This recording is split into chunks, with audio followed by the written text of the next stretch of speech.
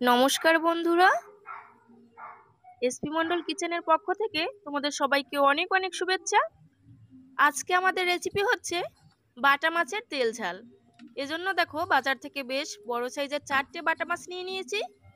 প্রথমেই কিন্তু বাটা মাছগুলো কেটে খুব সুন্দর করে ধুয়ে জলটা ঝরিয়ে নিতে হবে। আর এখানে বাটা মশলা হিসেবে নিয়ে নিতে হবে দুটো মাঝারি সাইজের পেঁয়াজ এবং ছোট সাইজের একটা রসুন। তো মাছটাও আমি খুব সুন্দর করে কেটে ধুয়ে নিচ্ছি, আর জলটাও ঝরিয়ে নিচ্ছি, আর বাটা মশলাটাও করে নিচ্ছি। মাছটা কিন্তু খুব সুন্দর করে কেটে ধুয়ে জল ঝরানো হয়ে গেছে। এবারে কিন্তু মাছটা ভেজে নিতে হবে। এজন্য দিয়ে দিতে হবে স্বাদ মতো নুন এবং হলুদ গুঁড়ো। এটা দিয়ে কিন্তু হাত দিয়ে খুব ভালো করে মাখিয়ে নিতে হবে। তো আমি মাখিয়ে নিচ্ছি। আর এদিকে কড়াই বসিয়ে দিয়েছিলাম একটা। কড়াইটা গরম হয়ে গেছে, আর কড়াইটা গরম হয়ে গেলে দিয়ে দিতে হবে তেল। তেলটা গরম হয়ে গেলে নুন হলুদ মাখিয়ে রাখা মাছগুলো দিয়ে দিতে হবে ভাজার জন্য। প্রথমে আমি কিন্তু এখানে 3টে মাছ দিয়ে দিচ্ছি। এখানে যেহেতু মাছগুলো একটু বড় রয়েছে, এজন্য 3টে মাছই কিন্তু এখানে ভাজা যাবে। আর মাছগুলো দেওয়ার পরে এর এক পিঠটা কিন্তু 4 থেকে 5 মিনিট মিডিয়াম আঁচে ভেজে নিতে হবে, যাতে লালচে করে একটা কালার চলে আসে। আঁচটা কিন্তু বাড়িয়ে দেওয়া যাবে না, তাহলে কিন্তু উপর থেকে কালার চলে আসবে কিন্তু ভিতরটা কাঁচা থেকে যাবে। মিডিয়াম আছে 3 থেকে 4 মিনিট ভেজে নিয়েছি। এবারে অপর পিঠ উল্টে দিচ্ছি।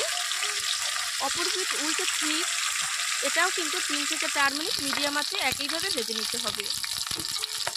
দু পিঠেই যখন এভাবে লালচে করে ভাজা হয়ে যাবে, ঠিক তখনই কিন্তু নামিয়ে নিতে হবে। আমি এখানে একটা থালা নিয়ে নিয়েছি, এবারে কিন্তু নামিয়ে নিচ্ছি। যেহেতু আমি এখানে 4টে মাছ নিয়ে নিয়েছি, 3টে মাছ ভেজেছি, আরেকটা মাছ রয়েছে ওটাও ঠিক একইভাবে ভেজে নিয়েছি। এবারে কড়াইতে যে বাকি তেলটা রয়েছে, এই তেলে ফোড়ন হিসেবে দিয়ে দিতে হবে জিরে এবং শুকনো লঙ্কা। এটা দিয়ে বেশ একটু লালচে করে ভেজে নিতে হবে। যখনই এটা লালচে করে কালার চলে আসবে, ঠিক তখনই এখানে দিয়ে দিতে হবে স্বাদ অনুযায়ী কাঁচা লঙ্কা। আর লঙ্কাটা দিয়েও কিন্তু বেশ একটু লালচে করে ভেজে নিতে হবে। কাঁচা লঙ্কাটা লালচে করে ভাজা হয়ে গেলে এখানে দিয়ে দিতে হবে বেটে রাখা পেঁয়াজ এবং রসুন। আমি এখানে শিলনোড়ায় বেটে নিয়েছি, তোমরা চাইলে কিন্তু মিক্সচারে করে নিতে পারো। আর এটা দিয়ে কিছুক্ষণ একটু ভেজে নিতে হবে, প্রায় 1 থেকে 2 মিনিট, যাতে কাঁচা গন্ধটা ছেড়ে যায়। এরপরে মশলা কষানোর জন্য এখানে দিয়ে দিতে হবে সামান্য জল। জলটা দেওয়ার পরে এখানে কিছু গুঁড়ো মশলা অ্যাড করে দিতে হবে। যেমন এখানে রয়েছে স্বাদ অনুযায়ী নুন, হলুদ গুঁড়ো, জিরে গুঁড়ো, ধনে গুঁড়ো, আর রয়েছে ঝাল শুকনো লঙ্কার গুঁড়ো, আর কালারের জন্য সামান্য কাশ্মীরি লঙ্কার গুঁড়ো। এখানে কিন্তু কালারটা চাইলে ব্যবহার করতে পারো, আর না চাইলে নাও ব্যবহার করতে পারো। তা আমি কিন্তু কালারের জন্য সামান্য দিয়ে দিয়েছি, যাতে একটু দেখতে ভালো লাগবে। আর এটা দিয়ে কিন্তু মশলাটা বেশ একটু কষিয়ে নিতে হবে। কষানোর পরে যখনই দেখবে তেলটা ছেড়ে দিয়েছে, ঠিক তখনই বুঝবে মশলাটা কষানো হয়ে গেছে। এবারে দিয়ে দিতে হবে গ্রেভির জন্য জল। আমি এখানে একটা মগ নিয়ে নিয়েছি, মগটার 1 মগ জল দিয়ে দিয়েছি। আর জলটা দিয়ে কিন্তু বেশ ভালো করে একটু ফুটিয়ে নিতে হবে। যখনই জলটা এরকম টকবক করে ফুটে উঠবে, ঠিক তখনই কিন্তু ভেজে রাখা মাছগুলো দিয়ে দিতে হবে। আমি এখানে 3টে মাছ দিয়ে দিচ্ছি, কারণ আমার মেয়ে ভাজা মাছ খেতে বেশ পছন্দ করে, এজন্য আমি একটা মাছ রেখে দিয়েছি।